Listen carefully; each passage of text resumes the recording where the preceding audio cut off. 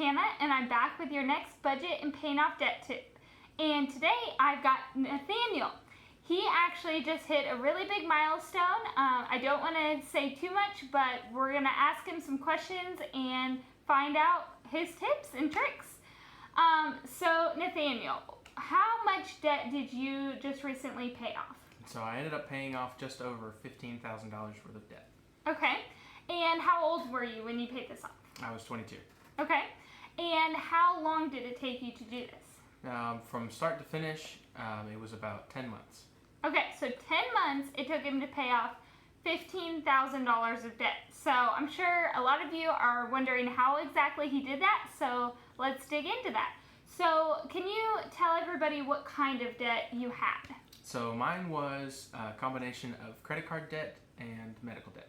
Okay, so a lot of that was probably the medical debt that you couldn't necessarily plan for per se. Yeah, credit card debt can be things that you've done, but medical debt is a lot of times things that isn't necessarily your fault. So definitely wasn't planned.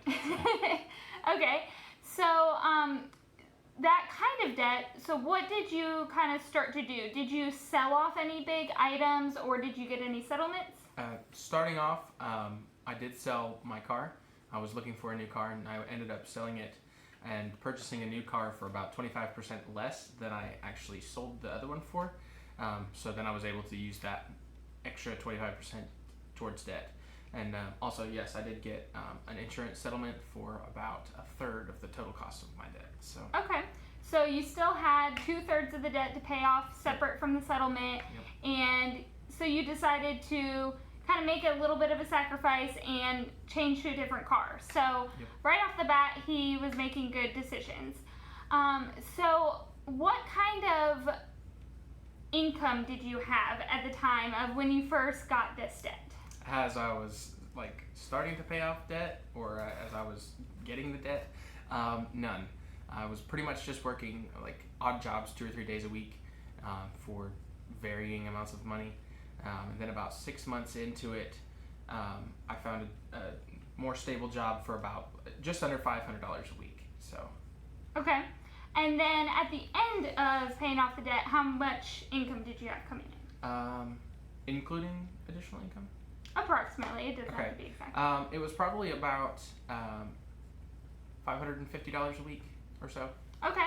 So I'm sure some of you are starting to think, okay, the numbers aren't adding up here. He paid off $15,000 in 10 months, but with $0 to $550 a month of income. So how did you start to do this? What debt did you pay off first? Well, first I paid off the credit card debt. So there was probably about $2,000 worth of credit card debt that I was able to pay off pretty close to the beginning because I had a little bit of money saved. And then after I got my budget and everything started and everything, I was able to save up a little bit more, and then I just paid off the whole thing. So. Okay. So you started with the credit card debt. Was that because it was the highest interest and the lowest balance? Pretty much, yeah. It was also kind of a way for me to see that it was actually possible for me to start paying off debt, because I was like, I don't have any money, and how am I supposed to start paying this off? So yeah. Once I paid off the first initial amount of debt that I had from my credit cards, it was a whole lot easier to say, okay, I did it for this, I can do it for my medical debt as well. And that's a great tip. So a lot of us will always try to start with what makes the most sense, but sometimes you just have to start with what makes the most sense in your brain, not necessarily money-wise. So even if the credit cards weren't costing him as much money as the medical debt, it might have been easier for him mentally to pay those off first and then start tackling the medical debt. So make sure you kind of look at your debts and see, okay, what do I think is actually achievable, and then go from there. So did you, outside of your jobs, did you do anything to make extra income? I did, yes. So I continued doing the odd jobs that I was starting to do. I did that either after I got off of work or maybe on Saturdays or Sunday afternoons after church.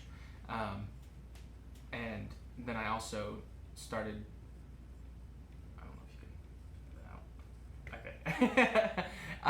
So I started doing some extra odd jobs, and then I dog and house sat for people while they were out of town. I had 4 or 5 different clients that anytime they would go out of town, they would give me a call and be like, hey, we need you to sit there. We'll give you X amount of money. I'm like, okay, absolutely. So free money. And so you kind of used your story probably a lot of times. Yeah.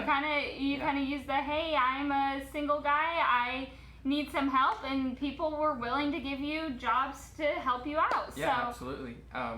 A lot of different times it was super simple to walk up to people after church and hear them talking about, hey, I'm going to need help painting a room. I'm like, hey, you want any help? I need a little bit of extra money. I'm trying to pay off my debt and stuff. And they were like, oh, yeah, sure. So, and then they gave me food too. So, added bonus. Yes, definitely. So don't be afraid to ask people for help, but in a sense of, hey, what can I do for you to earn some income, not just asking people for money. So, so you started making some extra money with various different things, but again, still the numbers aren't adding up. So how did you actually pay off the medical debt?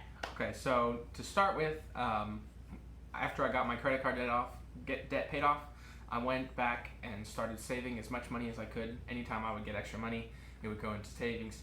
And then I combined that lump of cash with the settlement, and I ended up paying off a majority of the different medical bills that I had, and then I got it down to just one that I had. And then from there, I was able to, even with the other ones, I was able to call all of the different places and say, hey, I have X amount of dollars, are you willing to take that and settle this bill? And as a tip, I would always start on the low end, because you can always go up from there if you need to. Say you had a $1,500 medical bill. Start with $700. Say, hey, I've got $700, will you take that? It's less than half. Most of the time they'll say no, but on the odd chance that they do, you just saved a good $800. And there were several of those that I was able to get about 50% off of. And if I hadn't been willing to go on the lesser side, then I would have had to pay the whole thing. So, it never hurts to ask. Definitely. That's always a good tip, is always try to negotiate your bills. Always ask them if there's a discount if you pay with cash. You've kind of seen that cash really does speak a lot more volumes than a lot of other things. So, how did you pay off then the last of the debt? Did you kind of use that same thing? After I paid off all of the other ones, I just had that last large bill. It was the most expensive one. And I offered a certain amount of money and they said no. I'm like, okay, well, I can't do that right now then. So I started a payment plan, and instead of doing something crazy like $1,000 a month, I just did it something simple like $150 a month. And they were like, okay, why do you need it so low? And I'm like, well, I don't have stable income right now. So they were saying, okay, that's fine. And I said, I'll do it for $150, and then anytime I had extra money, or anytime especially if I did something additional like dog sitting or something like that, I would put that money towards it, and I was able to pay closer to about $500 a month for about 3 or 4 months. And then after that, by that time I had already saved up some extra money from my normal job, and I went back to them and said, hey, I've got this much money, will you take it? And they said, no, the lowest we can do is like $4,000. And I'm like, okay, no, I can't do that right now, because I don't have that money. So I just said, okay, I'll keep doing the payment plan. And then they said, okay, hang on just a second, the lowest we can do is this much, give me just a second, I'll be right back. So I ended up waiting for like 15 minutes on hold. They came back and offered an extra $1,000 less than what they had offered. And I was like, wait, I thought we were talking about the payment plan. And she was like, oh, I'm sorry, did you want that question answered? I'm like, no, it's okay, I'll pay it off. So just offer, and if they say yes, then you can save yourself a ton of money and some time. So yeah, that was so definitely you just stayed persistent, basically. Yes. Is what I found out. So call them every week. Definitely. So what are some things you kind of cut in your lifestyle to save up that extra money? Well, back at the beginning, I actually sat down with you, and we figured out a budget, like the lowest minimum. The biggest one for me was eating out. I'm a very sociable person, and I like to go out and talk, and when I'm going somewhere to talk, I usually buy something while I'm there, and it got really expensive. I think we added it up, and it was like $70 a month or something like that at Taco Bell. I'm like, what? How does that happen? And I'm not sponsoring Taco Bell, but yeah. So just cutting that down, we set out about a bare minimum. Okay, I have a phone bill, I have a rent, I have car insurance, I have gas that I'm gonna need to do to get back and forth to work so I can make the money. So we did just the bare minimum expenses, and then if I had stayed strict with that, then I probably would have been able to do it in about 8 months. But because I still like to go out and eat occasionally with some friends, it took me about 10 months. So yeah, so I mean, just starting out, it was a budget. I cut it down to as close to the bare minimum as I kind of wanted. But yeah, and so it was pretty much just rent and gas and groceries for about 3 months. And did you find that to be difficult? Was it really stressful? Did you feel like you were lacking in a lot of things? Definitely not. I thought it was going to be way more stressful than it really was. The idea of me having to cook every meal that I make, I'm like, I don't have time.